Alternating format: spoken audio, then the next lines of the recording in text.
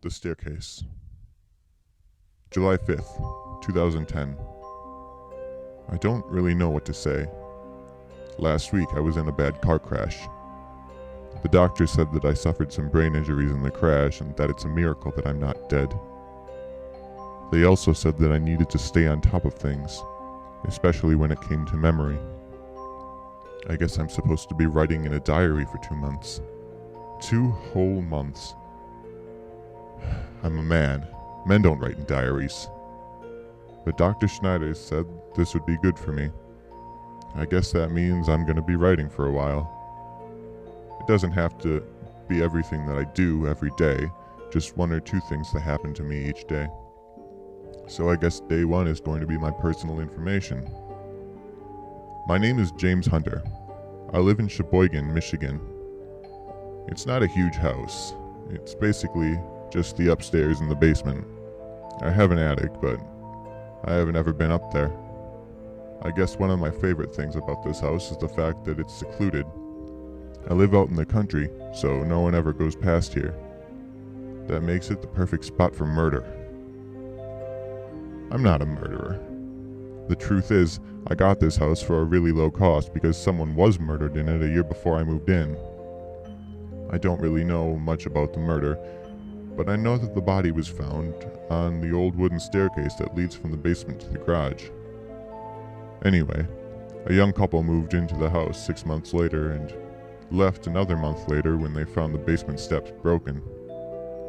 They were sure it was a ghost that broke the stairs. They found out later that the steps were old and rotten and the husband fell through while he was sleepwalking, but they refused to move back in. That's why I moved here. I'm a huge fan of the paranormal. I saw my grandmother's ghost appear at the foot of my bed once when I was 11 years old. Ever since then, I've been trying to get another ghost to appear to me. So far, no luck. However, I'm hopeful that this house will bring me the paranormal experience I crave so badly. In fact, when I moved in here on June 12th of this year, I spent my entire first night here examining that staircase. It's actually very interesting. There apparently used to be access to the area under the steps for storage, but that was closed off when the staircase was remodeled. Now it's surrounded by walls of concrete. I can't even see through to the area underneath. The vertical wooden planks that connect to the horizontal ones fill up all the open space. Sorry, diary. I know you didn't want to hear about some dumb ghost enthusiast talk about a creaky old staircase. I just hope there is some actual paranormal activity going on here. I've been living here for a month now, and so far no luck. Anyway, I think that's plenty for one day. I'm going to go to bed now. Talk to you tomorrow. Ugh. I'm talking to my diary like it's a person. I really am going insane. Note to self. If you name this diary, I'm calling the men in the white jackets.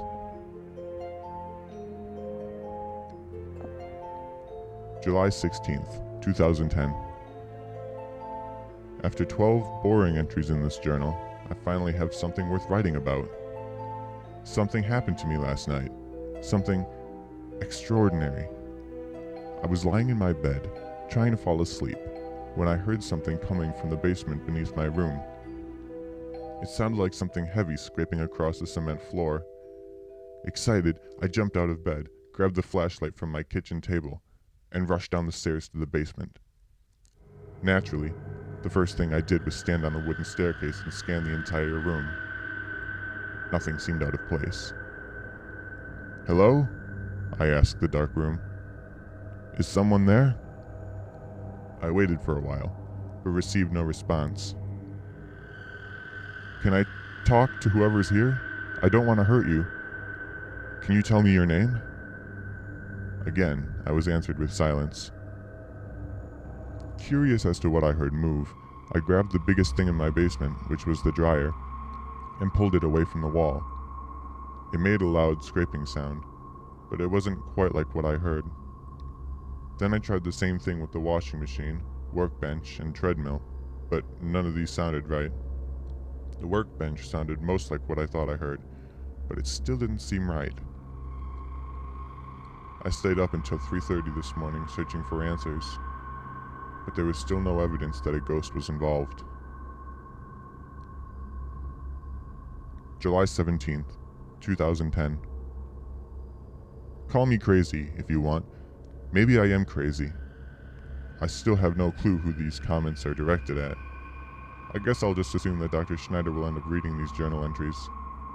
Anyway, I called in a psychic today. Yeah, I know what you're thinking. Doesn't he know that psychics just scam your money? Well, I'm not so sure. The psychic's name was Lori Marvin. She came in early this morning to scan my house for spiritual activity. Surprise, surprise, she knew that something very dark had happened down those steps in the basement. I swear I didn't tell her anything before she went down there. She said she was getting a strong reading from a spirit named Carlton as she stood on the wooden staircase leading to the garage. That's all that she could tell me. I asked if he meant me any harm, but she told me she didn't know. Still, Carlton is something to go on. After Miss Marvin left, I decided it was time for me to hit the internet and see if anyone named Carlton had died recently in Sheboygan. As it turns out, Carlton Miller was the name of the man who was murdered by Tyler Frank, his business partner, on those wooden stairs last year. Who's a fraud now, huh? July 23rd, 2010. I know. I'm sorry that I haven't been writing in my journal recently.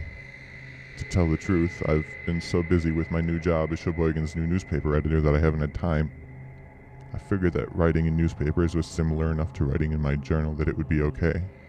Dr. Schneider, however, told me yesterday that it was not okay, and that these journals are for my own benefit. He said that I'm supposed to be writing to help me remember my life. I guess it's a little true. Ever since my entry on the 19th about going fishing with Jerry, my memory's been a little foggy. I guess I'll have to remember to write in this journal a little more often. Oh well. I sincerely apologize to myself. I accept. Hooray. Cake and beer all around. July 29th, 2010. Oh my god. I'm so happy I could cry. Actually, I'll be honest, I did cry. I wrote in my diary and I cried. But I don't even care how girly that makes me sound anymore. I have seen the most amazing thing in my entire life. I was lying in bed last night when I realized I had left the bathroom light on. So I rolled over and got out of bed. I opened up my bedroom door and looked down the hallway. What I saw actually almost made me wet my pants. It was a man, a grown man. He was standing on the other end of the hallway, just staring at my bedroom door. The light from the bathroom illuminated his face beautifully. He had a tall head with short, black hair. A few whiskers were scattered across his face, giving him a rugged, tired look. "Hello?" I asked nervously. The man didn't answer. "Are you Carlton?" I forced the words out of my mouth. To my delight, the figure nodded. I was talking to a ghost. I couldn't believe it. Just to make sure I wasn't dreaming, I pinched my arm as hard as I could. The intense pain convinced me that this was real. "How did you die?" I inquired. Of course, I already knew the answer. I just wanted the ghost to speak to me. Sadly, he did not. He simply stared at me with steady eyes. I don't know how long Carlton and I looked at each other. It could have only been 10 minutes, but it felt more like an hour. No matter what I asked, the ghost of Carlton Miller would not speak to me. The only response I received from Carlton all night was when he nodded his head to confirm that he was, in fact, Carlton. I finally returned to my bed after bidding Carlton good night. When I woke up this morning, he was gone. August 3rd, 2010. Well, I was starting to get worried that Carlton wouldn't show up again. Every morning that I wake up since I first saw him, I find the furniture in the dining room, living room, and basement completely rearranged. I knew this was Carlton, and I didn't care. Really, It's just that, well, I wished he'd show his face again. And he did. Last night, I was sleeping soundly when I heard something move in my room. I woke up and rolled over, expecting to see a chair on its side, courtesy of my good friend Carlton Miller. Instead, I saw Carlton himself, standing over my bed, staring down directly into my eyes. I nearly screamed, but I didn't want to scare him away, so I quietly whispered, "Hello, Carlton." Carlton didn't react. I asked him if he wanted to wake me up. Once again, he stood in place like a statue. I tried to get him to answer me, but just like on the night of July 28th, he didn't move a muscle. Finally, I sighed and rolled over. I have mixed feelings. On one hand, I'm glad that I saw Carlton again. On the other hand, I definitely did not like the way he stood in the middle of my bedroom, staring at me while I slept. Who knows how long he was there after I fell asleep? More importantly, what if he stands there every night, and last night was just the first time I saw him? The malicious look in his dark eyes as he stared at me was unsettling. August 4th, 2010. I couldn't sleep last night. Yesterday, I thought that I wasn't scared of Carlton. I thought that after a day I'd have had enough time to get over it. Now, however, I'm positive that I am actually intimidated. In fact, intimidated is an understatement. I lay awake in my bed all night long, shaking like crazy. I couldn't stand the thought of waking up and seeing Carlton watching me with such a malevolent glare again. I don't know how Tyler Frank killed Carlton Miller, but it must have been horrible. That is one pissed off spirit. But I can't let my emotions control me like this. Writing in my journal may very well be the only thing keeping me sane after that incident, which is ironic since I feel like I'm talking to myself. Regardless of whether or not I am actually insane, I will not let Carlton's presence in my house affect me like this. This is my house, not his. I shouldn't have to leave just because of a ghost. More importantly, if I let him scare me like this, he will feed on my fear and, very likely, he will do it again. I really don't want him to scare me again. However, know this, Carlton. If you do try to scare me again, I will not be afraid. I will not leave my house because of you, Carlton Miller. August 5th, 2010. Well, this is a good reason to celebrate. It's been a month since I was assigned this project, and that means I only have a month left. I would crack open a bottle of champagne if I wasn't scared to death of going into the basement. Last night I didn't sleep again. All night I heard noises coming from the basement. I kept my bedroom door closed and locked as if ghosts needed to use doors. I don't know what Carlton's doing down there, but it's really annoying. At least I can rely on the fact that as long as he's moving stuff around downstairs, he can't be watching me upstairs.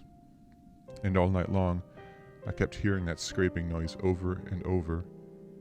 That same scraping noise. That's another thing. I wish I knew what that was. I've completely rearranged everything in my basement since that first night when I heard Carlton, but nothing makes that specific sound. I just can't figure out what it is.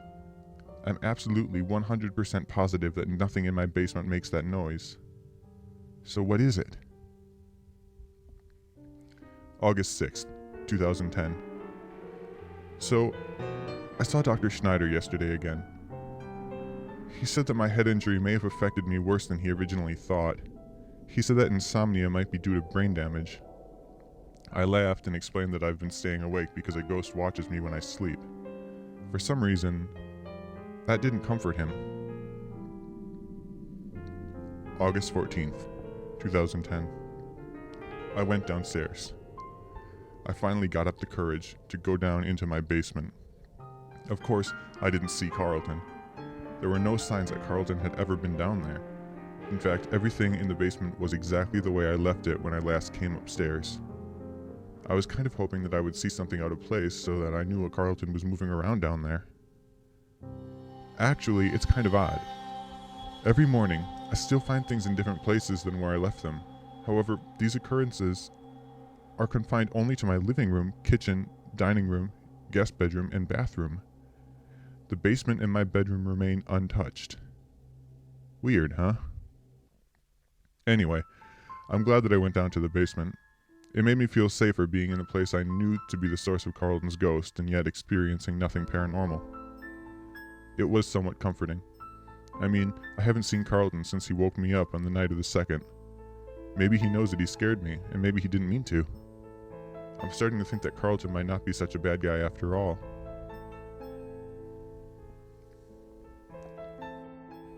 August 21st, 2010. I can't handle this anymore.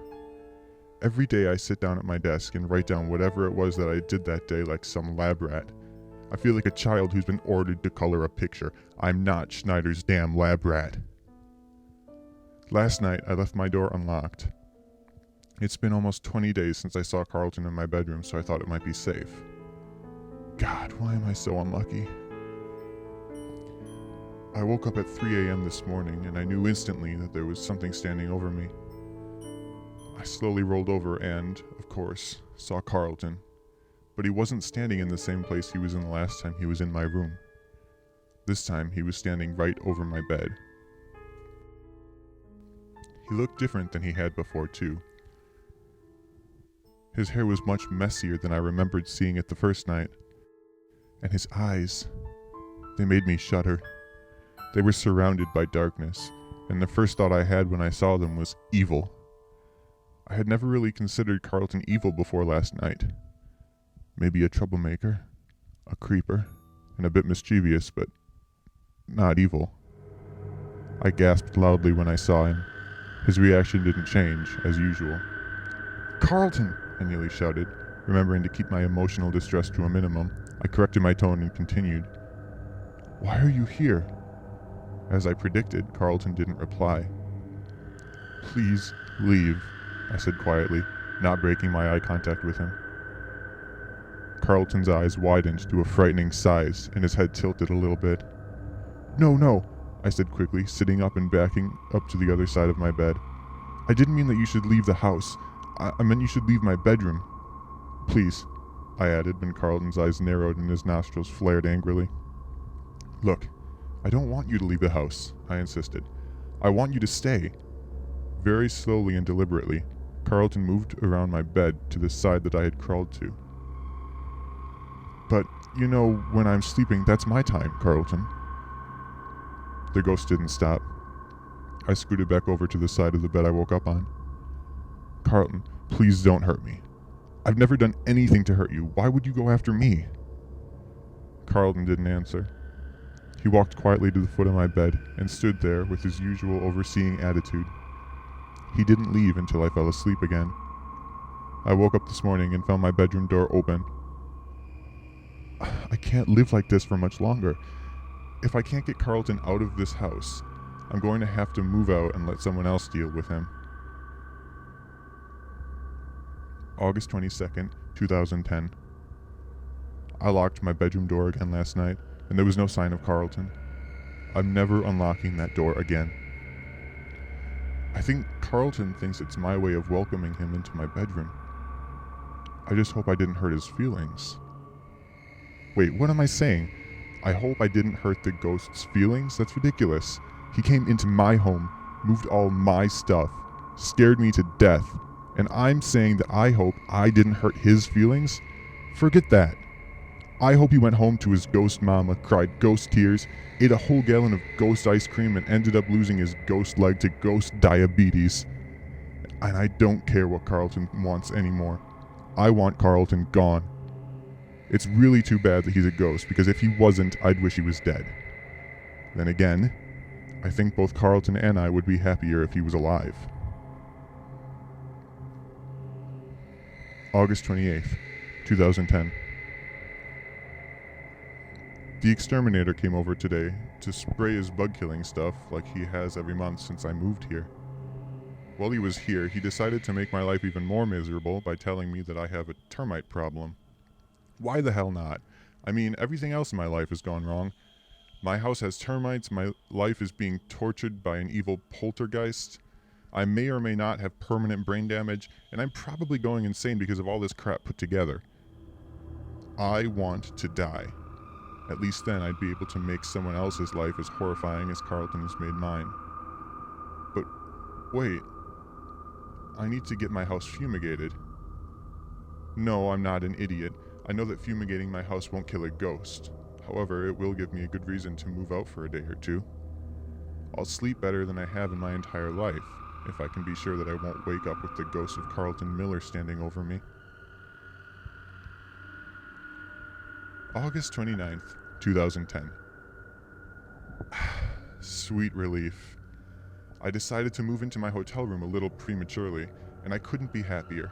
The instant I stepped into my room, I thought, this feels more like home than home does.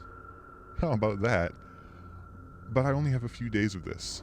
My house is getting fumigated tomorrow, and the bug man said that I should be able to move back in on Tuesday, August 31st. But you know what? I might decide to stay here a little longer. It's nice being able to sleep. September 1st, 2010. Today was the most disturbing day of my life. Yes, it was even more disturbing than when Carlton tried to attack me. I moved back into my house yesterday and slept in my bed. Of course, I locked my bedroom door. I thought that would keep Carlton out. I woke up at 3 o'clock again this morning. I opened my eyes slowly, afraid of what I would find. However, quite predictably, Carlton was standing next to my bed. I sat up quickly. "Carlton, please stay away from me," I begged, but I realized quickly that Carlton wasn't looking at me. He had been looking down at the floor with a sad expression on his face. "What?" I asked, completely bewildered. When I said this, his head jerked up and his eyes pointed directly into mine. They seemed different tonight, though. They were much less hateful. After a moment, Carlton gestured for me to stand up. "You want me to stand?" I asked. Without answering me, Carlton turned and walked straight through my locked door. I got up quickly and rushed to the door. Unlocking it, I pulled it open hastily and found Carlton standing just on the other side, staring at me as if he could see through the door. I jumped but prevented myself from screaming. Carlton turned around and walked down the hallway to the staircase. It was strange to watch him walk. His feet almost didn't touch the floor, as if he was walking through a pool of neck-high water. Picking up on his urgency, I followed him through the hallway and down the stairs. When Carlton stepped into the basement, I grew wary about following him any further. I had heard some stories that ghosts gain power when they were in the places that they were killed. What if he wanted to kill me? My curiosity outweighed my caution, and I entered my basement. With no hesitation, Carlton walked straight through the basement into the wooden staircase on which he was killed. He stopped right next to it and gestured for me to stand at the base of the first step. I did. Carlton pointed to the third and fourth steps and then gestured toward the ceiling. "Am I supposed to... lift them up or something?" I asked, confused. Carlton nodded. I felt stupid doing it, but I tried anyway. To my surprise, as I pulled up on the third and fourth steps to the wooden staircase, they shifted slightly. I looked over at Carlton, who nodded stoically. I gulped, realizing that my mouth was uncomfortably dry. I fixed my grip on the steps and pulled up again. This time, they came off of the staircase in one piece with a loud scraping sound. I knew that sound. I knew it so well. I looked inside of the hole made from the lack of the third and fourth steps, but I couldn't see anything. "Hold on," I said to Carlton. "Let me go get my flashlight." I dashed up the stairs, grabbed the flashlight from the kitchen table, and ran back down. Carlton was still standing in the exact same place he had been before I left. He pointed inside the hole. I knelt down and shone my flashlight through the stairs. Inside, I saw a body. A dead body. I gagged and dropped the flashlight.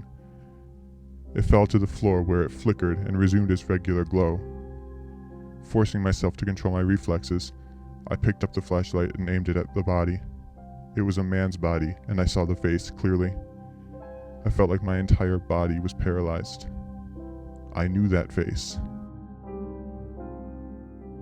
I called the police immediately, and they were there within 15 minutes. They investigated my entire house from top to bottom. They even searched the attic. The sergeant, Dale Turner, asked me to give him a statement, so I told him exactly what happened. I woke up at 3 o'clock, and there was a ghost at the end of my bed, I said. I didn't care if I sounded crazy. He led me down the stairs and into the basement where he showed me how to lift up these steps, so I did, and I found his body. You found whose body? Sergeant Turner asked. The, ghost's?